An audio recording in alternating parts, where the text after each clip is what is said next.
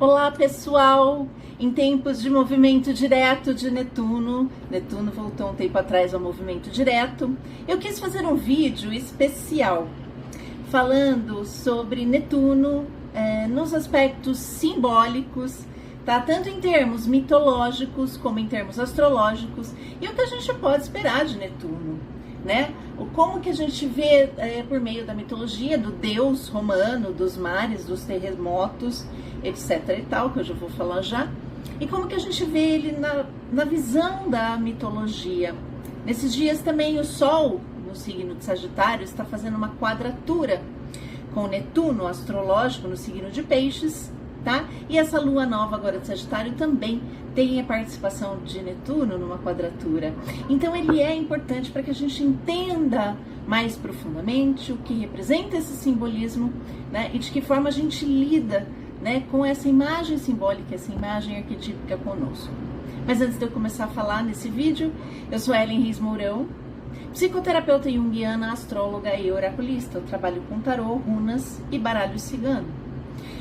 Siga o canal, compartilhe o conteúdo, assista, se inscreva, porque tem bastante conteúdo sobre mitologia arquetípica, né, sobre psicologia analítica e também principalmente sobre astrologia. Afinal de contas, os astros são também projeções do inconsciente coletivo, né, no céu. E da forma como eles estão lá, eles nos afetam tanto pessoalmente quanto coletivamente. Então vamos lá?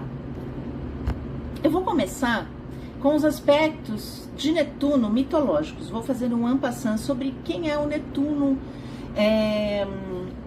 mitológico, tá? Netuno, ele é irmão de Júpiter, Zeus, Plutão, Hades, Deméter, Hera ou Juno e a deusa Hestia. Quando Zeus libertou seus irmãos, ou Júpiter, de dentro do seu pai, Crono Saturno, ele dividiu com seus irmãos homens os domínios do mundo. Zeus ficou com o Monte Olimpo, né, ou Júpiter, o Hades, Plutão, com o mundo subterrâneo, o mundo dos mortos, e Netuno, Poseidon, ou Poseidon, ficou com o fundo dos oceanos, né, os mares. Então a gente já vê aí um dos aspectos, porque ele tem outros aspectos, né, ligados a este mundo mais quitônico. Afinal de contas, ele trabalha com essa energia do fundo do mar, tá? Mas ele, antes de vir, ele é também um deus cultuado antes, né, pré-helênico, e que tinha outras características. Então vale a pena a gente ir a fundo. A gente é muito familiarizado, a gente tem muita intimidade com esse Netuno, que é o deus dos mares, o deus dos oceanos, mas ele também é o deus dos terremotos, tá?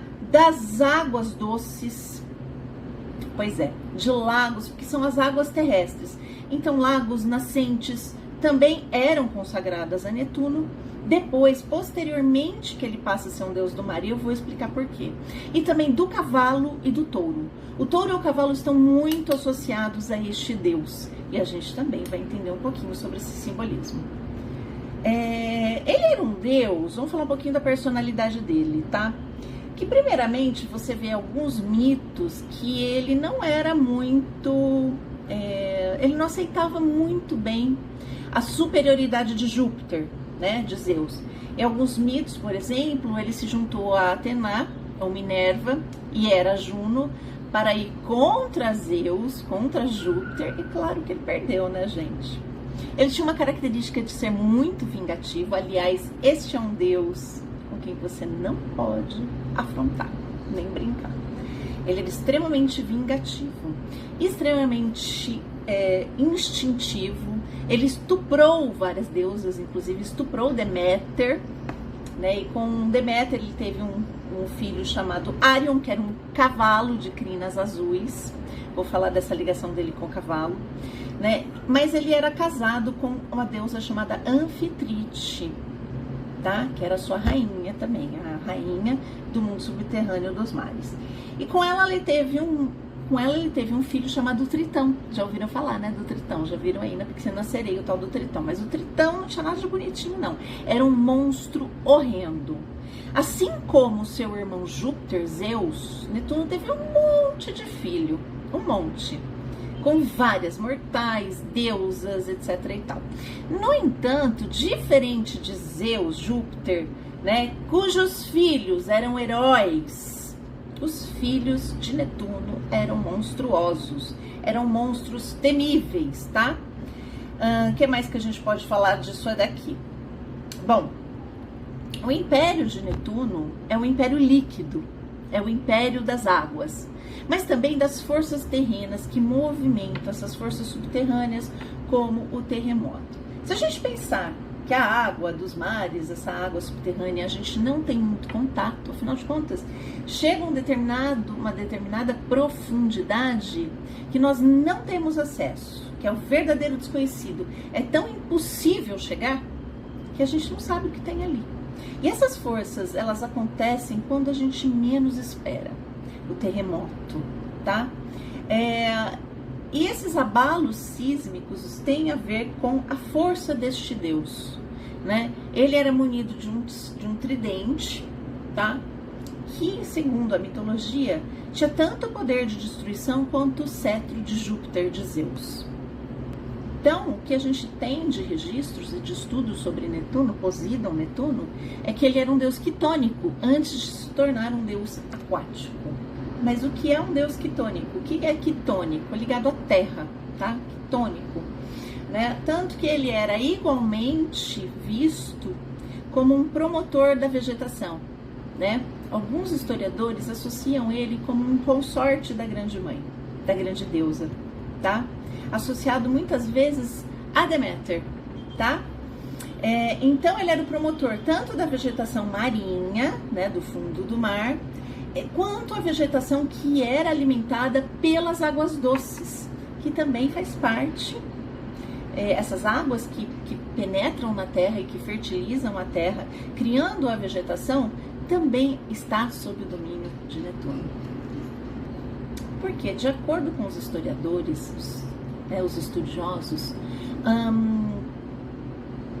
os invasores gregos, né? Os invasores, eles não tinham um vocabulário para designar a palavra mar, oceano, tá? Então, eles trouxeram um outro deus que era associado à água, às águas, chamado Poseidon, né? Ou Poseidon, né? Na mitologia grega, que tratava das águas subterrâneas, como as nascentes, tá? Como os lagos e as fontes, e o colocou como deus também do mar, tá? E depois, quando se houve esse vocábulo para designar o mar, né, Netuno se torna então também o padroeiro do mar. Pois vamos lá, agora a gente vai fazer a associação dele com os cavalos. Por que que ele é tão associado ao cavalo? Como, por exemplo, ele é pai de alguns, como eu citei, deixa eu pegar aqui os nomes, gente, que são complicados, né? Eu já citei o Arion, que é filho dele com a Deméter. Deméter, para fugir das investidas de Netuno, né? Ou Ceres, na mitologia romana, ela se disfarça de égua e ele a persegue disfarçado de um cavalo, né? E ele consegue então procriar com ela e nasce este cavalo. Mas ele também é pai de alguns, como por exemplo Pégaso, tá? Com quem ele fecundou com a Medusa. Alguns mitos falam que ele estuprou, outro que foi um sexo consentido, tá? E a característica deles era de serem cavalos mágicos ou muito inteligentes, tá? Como o alado Pégasus, como a gente falou. Alguns heróis que passam como filhos de Netuno, como Hipóton, Neleu e Pélias, foram amamentados por éguas. Olha que interessante. Então ele tem essa força instintiva do cavalo, que é uma força, né, que é um puro instinto de procriação. E ele teve muitos filhos, só que no geral eles eram bastante monstruosos e violentos, muito diferentes dos filhos de Júpiter. Eu acho que isso é interessante para a gente refletir como ele acabou sendo um deus, né? Se a gente trata de um deus das águas, um Deus com uma força instintiva tão grande, né? Já Júpiter é um Deus do céu, né? Do Monte Olimpo. É um Deus mais da razão, do equilíbrio, né? Tanto que ele gostava de Atena, Minerva e de Apolo, né? E os gregos, eles privilegiavam muito a razão. E um Deus instintivo, um Deus emocional, né? Porque as águas têm a ver com as emoções, essas emoções violentas. E Netuno não escondia quando ele estava com raiva, tá? Ao contrário, ele soltava todo o seu ódio, sua ira, que não que os outros deuses não fizessem isso. Mas como exemplo, eu vou citar o que ele fez com Ulisses, Odisseu, né? Tanto que foi escrita a Odisseia como a saga de Odisseu para voltar até Ítaca, a sua casa. E ele demorou 10 anos para voltar para casa, por causa de Netuno. Porque ele feriu um dos filhos de Netuno, de Poseidon, e ainda zombou da cara do deus. Imagina, o cara voltou pelo mar. Tanto que quando se faziam viagens marítimas, né, se pedia para ter uma boa viagem, justamente para Netuno. E o cara foi lá e brigou com quem? Então ele demorou 10 anos para conseguir retornar por conta da vingança desse cara. Então, assim, quando a gente zomba do inconsciente coletivo, quando a gente zomba desse aspecto nosso que é tão forte, ele pode realmente fazer a gente se perder. Não tenha dúvidas, ok? O que mais podemos falar desse Deus? Então, ele tinha então, esse caráter mais selvagem de Netuno, né, era um caráter selvagem, instintivo, bastante surtado, inclusive, né? Que a gente vê nesse Deus, ele não era muito bem visto. Então, os seus filhos, né, a sua cria, era tido como os monstros horríveis. O que acontecia também, uma coisa muito comum entre os deuses na mitologia, é que eles costumavam disputar, 2 ou 3 deuses costumavam disputar a sua soberania sobre uma cidade. Naquela cidade eles seriam cultuados, tá? E nesses julgamentos, né, e havia um julgamento para escolher um deus, né? Nesse julgamento ele sempre perdia, como por exemplo ele perdeu para Hélio, o deus do sol, a cidade de Corinto, tá? Por exemplo, Egina foi suplantada por Júpiter, por Zeus, tá? Na Grécia. Delfos ele perdeu para Apolo, né? Mas o mais interessante foi a disputa por Atenas, né? Essa disputa é bastante conhecida porque ele se vingou de Atenas e, claro, passou a ser da deusa Atena, né? Ele disputou já umas 2, 3 vezes com ela e sempre perdeu, a deusa da estratégia, a deusa da razão, né? Ele não sabia usar de estratégia, ele era por instinto, pura provocação, pura vingança, né? Então ele queria mostrar a sua força, né? Ele quis mostrar, e aí ele fez brotar da terra com um tridente um mar enorme que quase destruiu a cidade, né? Então, de fato, Atena passou a reinar nessa cidade.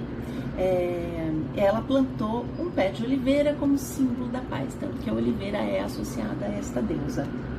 Pois bem, eu fiz um en passant aqui, bem en passant, sobre o deus Netuno, Poseidon ou Netuno, pra gente entender um pouquinho as características dele. Agora eu vou falar do Netuno astrológico. Vamos falar primeiro do planeta Netuno, que foi descoberto em 1846.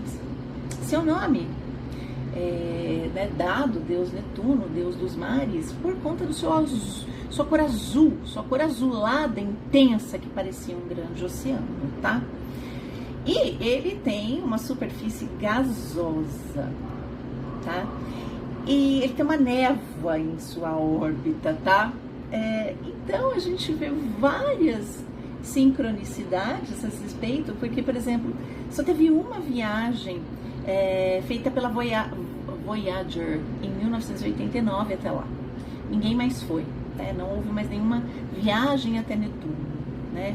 E essa coisa gasosa, misteriosa, que gera essa névoa, é justamente associada a Netuno, essa névoa, né? Essa coisa que você não enxerga.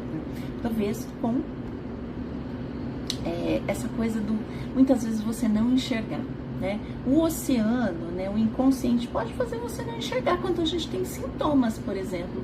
A gente tem um sintoma neurótico, ou um sintoma psicótico, a gente não enxerga para onde a gente está indo, nem a realidade, tá? Nessa viagem de 1989, perceberam uma mancha, uma grande mancha escura, tá? Muito proeminente, que tinha mais ou menos metade da grande mancha vermelha de Júpiter, né? Que Júpiter tem uma grande mancha, ela tinha metade do tamanho, mas era imensa de qualquer forma. E os ventos de Netuno, do planeta, empurravam essa mancha a 300 metros por segundo. Depois de um tempo, eles foram verificar e a mancha sumiu. Tudo a ver com o planeta. O planeta da ilusão, daquilo que a gente não vê. A mancha desapareceu, ou ela se escondeu, ou ela sumiu, simplesmente não viram mais a mancha, né? Isso tem a ver com essas características astrológicas, que é o desaparecer, o esconder, você não vê o negócio, tá?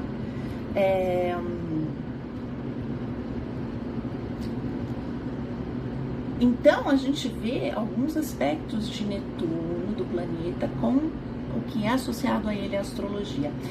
Quando Netuno foi descoberto, ele estava no signo de Aquário, tá? Netuno estava em Aquário quando ele foi descoberto. Então, a gente vê muitas características também aquarianas, tá? Neste planeta, tá? Ele tem um pouquinho de diferença, sim, em relação ao deus Netuno, tá? Esse apanhado astrológico que eu vou fazer agora, eu falei um pouquinho do planeta, de Netuno mitológico. Vocês vão perceber que existem características do Netuno mitológico que não são associadas ao Netuno astrológico, associados ao deus Netuno, tá? Ele tem uma mescla, inclusive ele é um planeta imprevisível, você não sabe o que vai vir dali, que tem um pouquinho dessa pitada aquariana aqui. Mas, obviamente, essa ideia de ser gasoso, de ser meio indistinto, você não saber para onde vão as coisas, tem tudo a ver com o que a gente vai falar agora do Netuno astrológico. Pois bem, Netuno, ele aparece muito forte no mapa de pessoas que são idealistas, músicos, pintores, artistas no geral, dançarinos, tá? Mas também dos alcoólatras, dos viciados em qualquer tipo de droga, de fuga da realidade, tá? Isso aparece muito forte nessas figuras. Também dos terapeutas, mas também daqueles que têm uma vocação espiritual. Aqueles que se sacrificam por algo maior. Pessoas com vocação espiritual também, mas também os mentirosos e os charlatões, tá? Porque eles criam o quê? Ilusão, fantasia, magia. Então tem muito a ver com cinema, tá? Porque tem essa coisa da magia. Então assim, a gente percebe em pessoas com Netuno forte no mapa, um Netuno angular, um Netuno fazendo aspectos com os planetas pessoais, principalmente Sol e Lua, que ele vive em outro mundo. Ele nunca tá realmente aí, ele é uma coisa fluida, tá? Ele é muito voltado para a fantasia, para o mundo da fantasia. Ele não tá muito na Terra, tá? Tem muitos que eu vejo que se perdem na rua, não sabem para onde estão indo, e tem essa coisa de, eu não sei onde é que eu estava indo. Alguns vão para o escapismo, tá? Como drogas e qualquer tipo de abuso de substâncias que tiram a consciência da pessoa, porque assim ela foge da realidade. E nessa faceta a gente vê não Netuno, a gente vê um outro deus.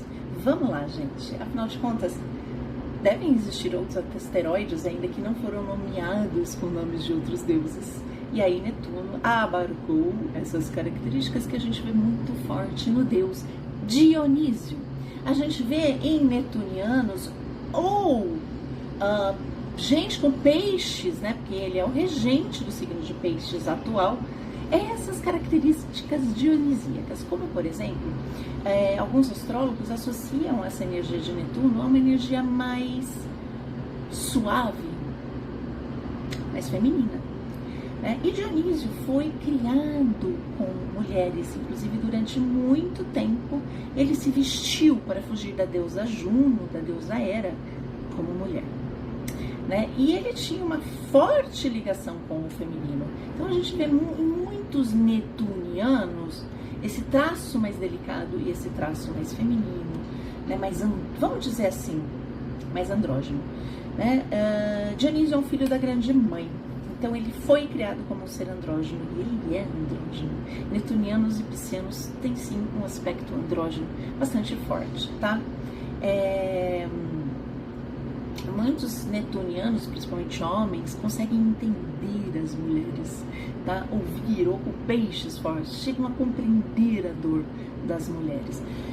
Tem o lado negativo também, que ele chega até a perder a sua força de ação ou de consciência, tá? Porque quanto mais próximo da grande mãe, maior pode ser o poder dessa sedução da grande mãe em destruir a sua potência consciente, né? Todos nós temos a potência consciente do masculino na consciência, na razão, né? E esse poder pode levar à destruição, como aconteceu com Deus, com esse Deus Dionísio, que várias vezes ele morreu e renasceu, foi despedaçado, foi, né, dilacerado. Isso pode acontecer com a nossa consciência, esse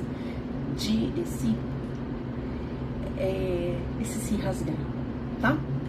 Esse cindir da realidade, tá? Isso é muito comum em netunianos, tá? Esse aspecto dionisíaco.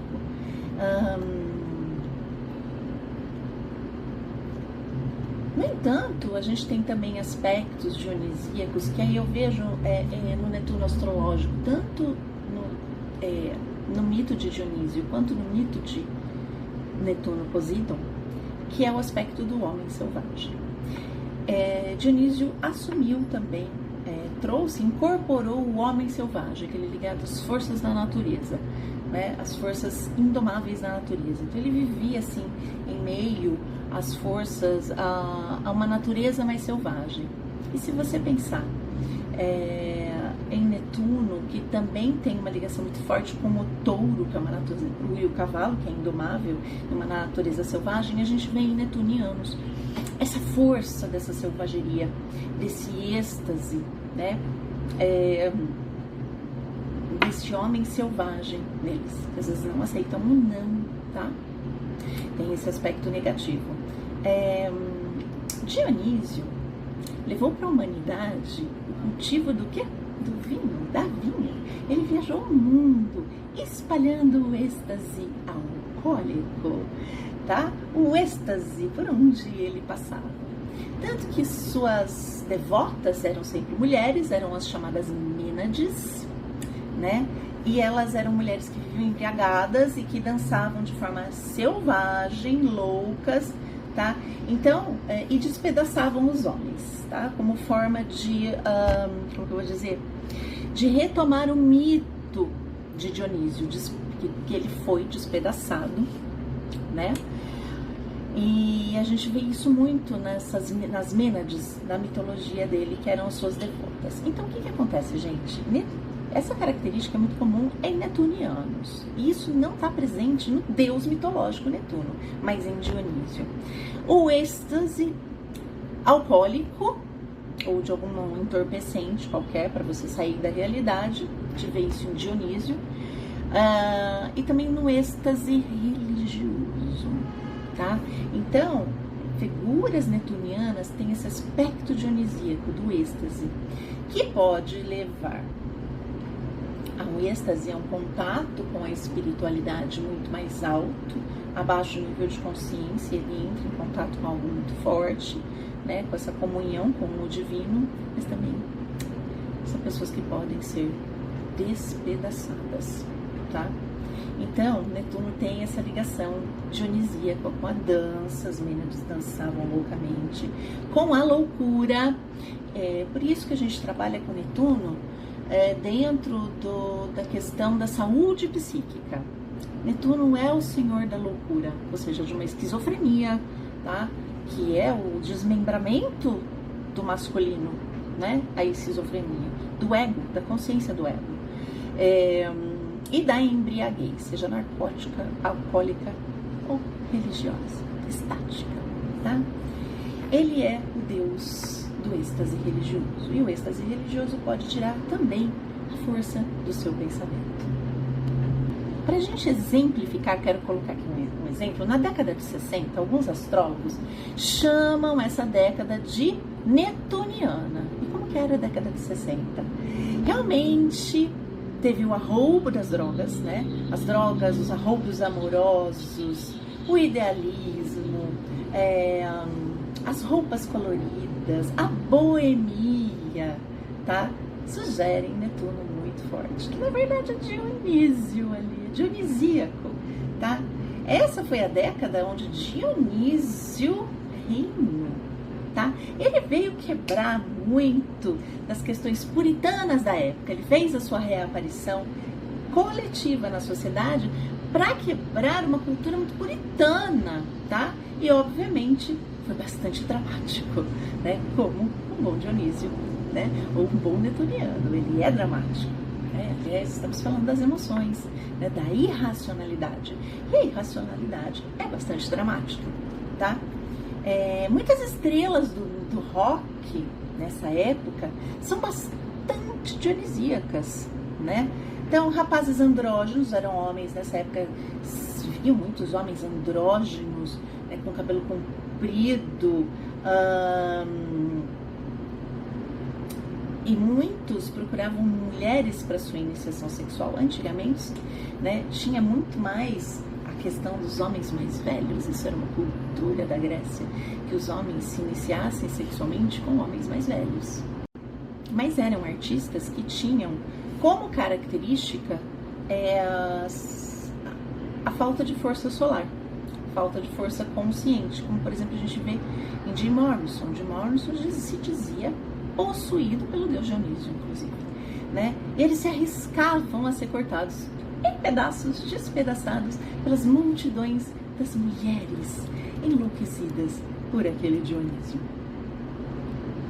Um outro aspecto de Dionísio que a gente vê nos netunianos é o aspecto xamã. O xamã é aquele cara que vai para o outro mundo e traz as mensagens. Ele entra num estado, né, estático de consciência, onde ele tem acesso a essas camadas profundas e passa essa mensagem, tá?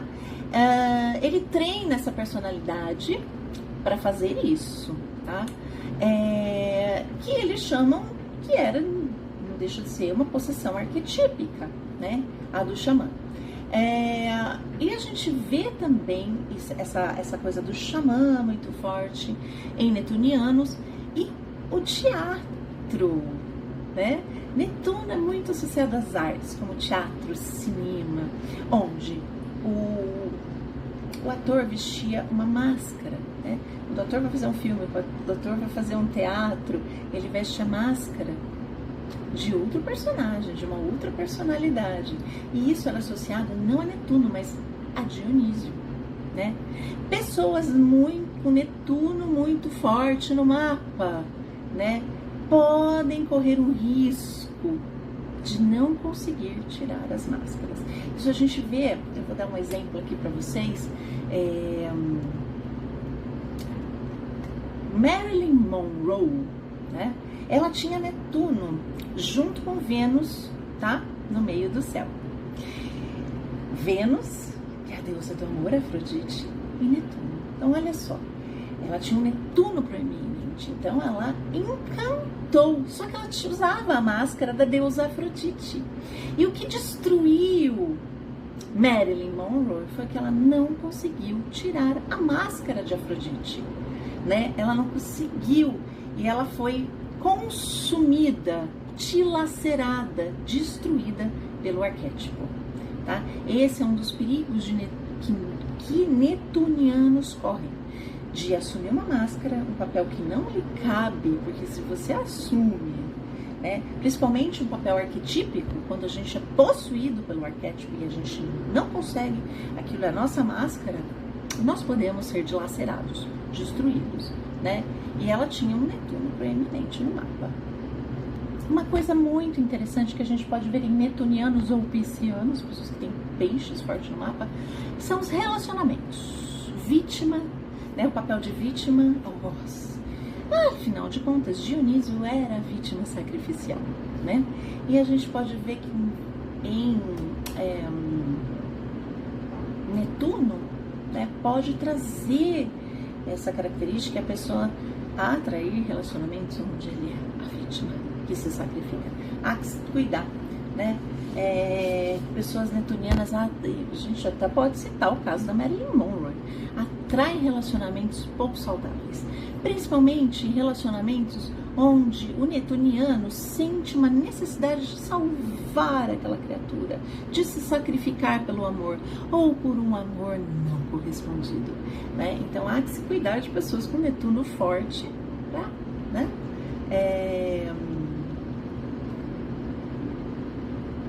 Para olhar para isso, afinal de contas, essa tendência dionisíaca dos netunianos, dos piscianos netunianos, é muito forte, essa tendência de se auto-sacrifício, a vítima sacrificial, que pode ser visto nos seus relacionamentos, tá?